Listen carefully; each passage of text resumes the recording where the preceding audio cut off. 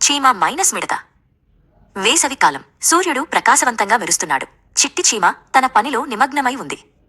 ప్రతిరోజూ చిట్టి చీమ తన ఇంటికి ఆహారాన్ని తీసుకెళ్లడానికి చాలా కష్టపడేది. ఆమెకు తెలుసు, శీతాకాలం వస్తుంది, అప్పుడు ఆహారం దొరకడం కష్టం.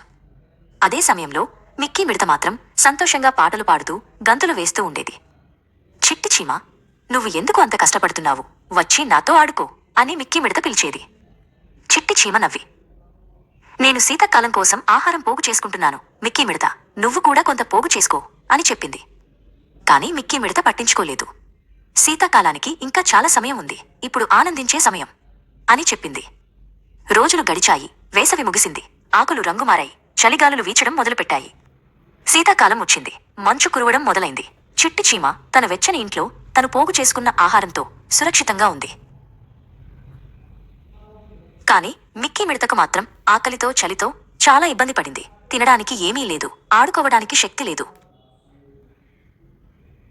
మిక్కీ మిడత చిట్టి చీమ ఇంటి తలుపు తట్టింది. చిట్టి చీమ మిక్కీ మిడతను లోపలికి ఆహ్వానించి తన ఆహారాన్ని పంచుకుంది.